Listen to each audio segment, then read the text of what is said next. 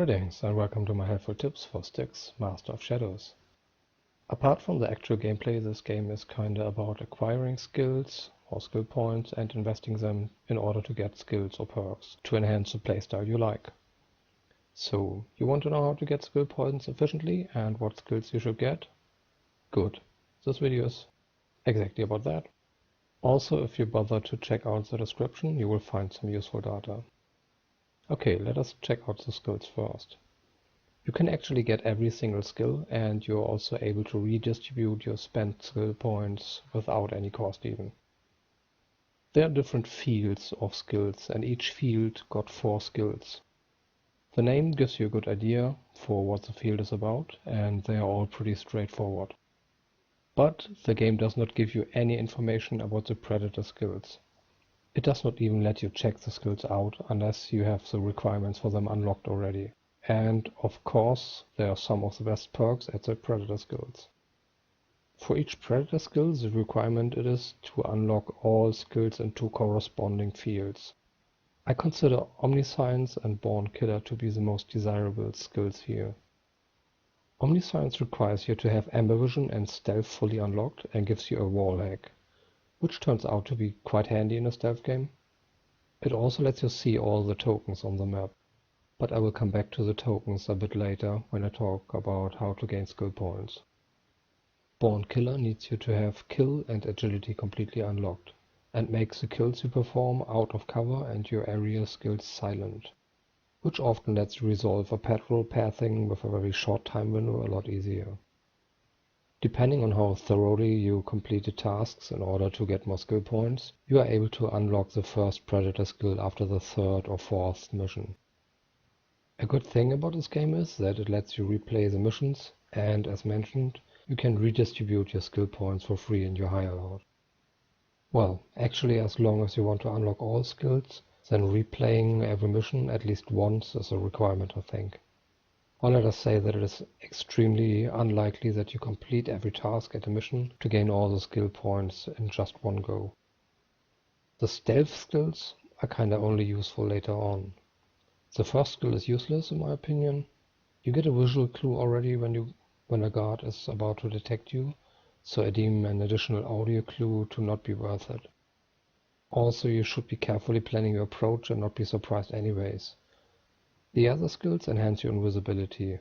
You will unlock that a bit later, and you only have quite limited users due to the high amber cost, so it is very situational. The skills improve your invisibility a lot, but I personally prefer skills that benefit you from start to finish, and not just for a short situation. The first agility skill is quite useful. Making less noise while landing opens up more angles to approach a guard. The second and third skills are useless though. They only enhance what you should not do anyways in this game: fight openly. The last skill is very good though, because it allows you to get rid of pesky distant lookouts better. The cloning skills are all good, as long as you like to play gimmicky.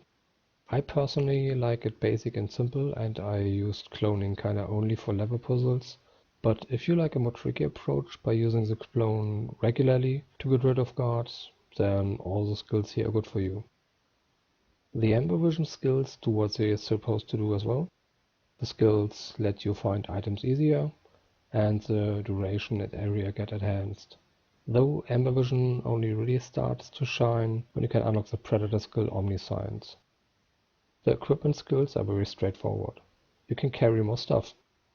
So the skills are all good in that regard, though the asset is not really needed. It's just a lazy way to get rid of bodies, which you could just hide as well.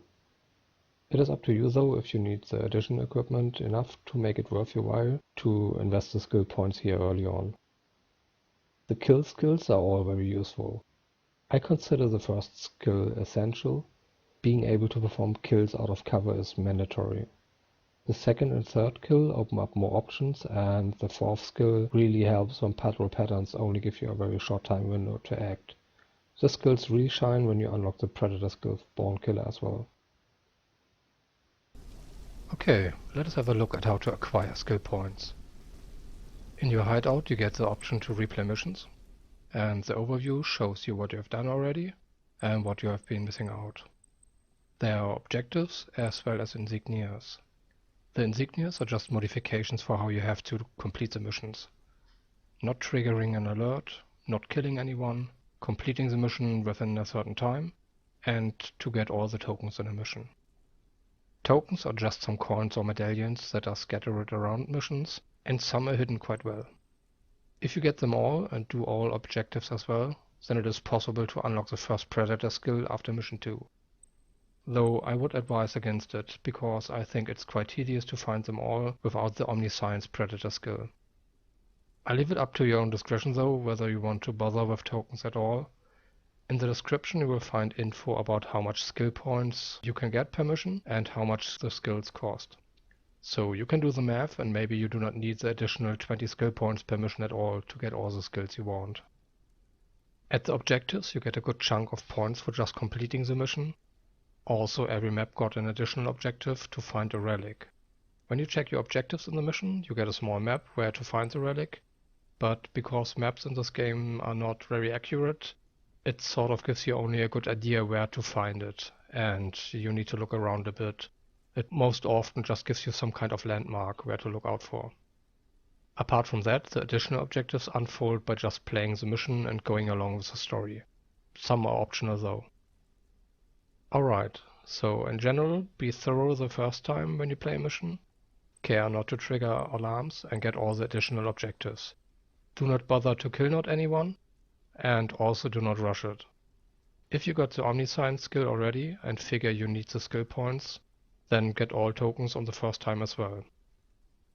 If you have not got Omniscience, then it is up to you whether you want to revisit a map with it or if you want to find all tokens without it. After your first time, then replay the mission and just run from start to finish. That takes only a few minutes and you get the additional 40 skill points for not killing anyone and to get the mission done within a certain time. Alright, so now about what skills you should get and pick. After finishing the intro you have 110 points if you did not trigger any alarm and got the relic as well. This gets you started just fine. The first skill you should get is Covered Kill for 40 points, because it gives you more kill options and you will use it a lot. Then take Silent Landing for 20 points. It opens up more ways to move around the map and approach guards without being noticed. From Amber Vision, take Expert Collector for 20 points. It highlights every interactable thing, so if you're not too familiar with this game yet, it helps you to identify hiding spots, climbing paths and collectible items. And for the last 30 points, take Bind from your cloning. It opens up more options to get past guards or just kill them. The skills you should always have. After that it is more about your personal preference. Do not be shy to test out things, as you can reset your skill points to your leisure and without any cost. I suggest to fill up the kill skills next. It becomes interesting when you have enough skill points to unlock your first Predator skill. They all have different total costs. I personally value Omniscience slightly above Born Killer, but Manipulator of Shadows is good as well, and maybe that is more your cup of tea. I will show off some mechanics in a bit, so you can judge for yourself for what to aim and what you would like. Alright, let's have a look at the Amber Vision together with the Omniscience Predator skill. You can see the guard through walls, and you can also see all the tokens on the map. The very first skill of the Amber Vision skill tree lets you identify interactable items, like this hiding spot, and also climbing stuff, like this one.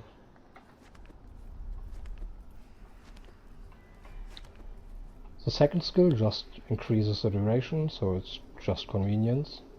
The fourth skill just increases the area, so well, just utility. The third skill gives you an indicator for the direction the guard is facing. It's some sort of beam-like coming from the eyes.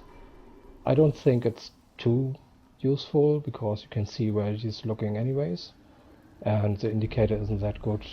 So yeah, well, that's that. And I think is so that you can use Amber Vision indefinitely. You see that a small portion gets grayed out or something, but it regenerates. So you can also deactivate immersion, and as long as you wait for the ember vision or the ember to regenerate, you get all of it back. And now the agility skills. The fourth skill lets you double the throwing distance. So you can see I can throw up all the way to the second guard in the back there. And that is quite an impressive distance. And it lets you resolve quite some situations in the game a lot easier. So I deem that to be quite worth it, though you need to invest quite a lot of points to just get it. Alright, and the silent landing really helps you to open up more pathing, whether you want to kill or not.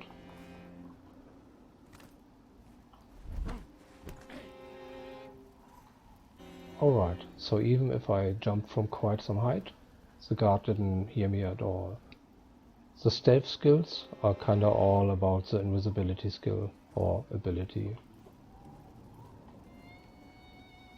As long as you're invisible, you can even run around, even standing up, and you don't make any sound with the skills. And you stay invisible as long as you don't move. So it's a nice oh shit button if you get caught out in the open, or if you know exactly where a guard is going through, and if you just want to kill him there. So the ember cost is extremely high. Alright, so the invisibility is good, of course, obviously, but it has a high ember cost. You regenerate quite some ember back when you got the skill for it, but in the long run you have only limited uses on that, so use it wisely. Okay, let's have a look at the cloning. The Predator skill lets you turn invisible when you control the clone, which is quite handy. As long as you don't use up the clone for binding a guard, or as long as the clone doesn't get killed, then you regenerate the cost. So if you just destroy him, you get all the ember back again. Another nice thing is that your clone does not trigger any alert. So even if you get detected on a clone and even killed, the creature is dead. That didn't count as an alert. Alright, so a very handy thing is the fourth skill in your cloning skill tree, to make the clone invisible. So basically you can just walk up to someone and bind him. And for the duration he's binded, you can just walk up with your normal character and just kill it. No matter if you use it to really kill the guard or just pass by, you lose the ember for that as long as you bind a guard. So yeah, as long as the clone is used up, the ember cost is gone. Okay, so let's have a look at some kill options.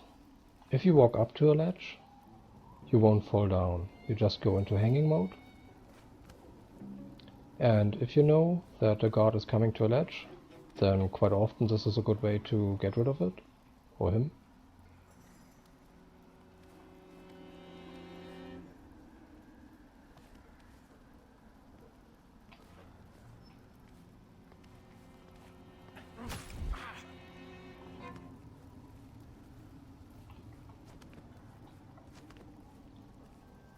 So next I want to show the covered kill. In this situation it wouldn't be possible without the Predator skill to make it silent.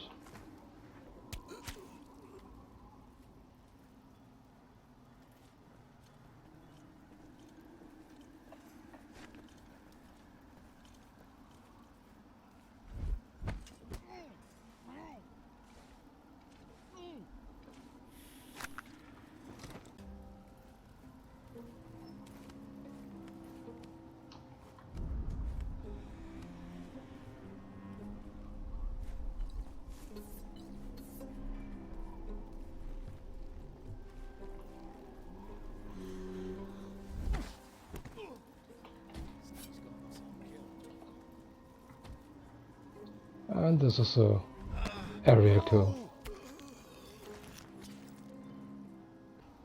Alright, so I hope you got some helpful tips out of that you got a good idea about all the skills and what skills you want personally to aim for, and therefore to enjoy the game even more. See you, have fun, and see you in the next video.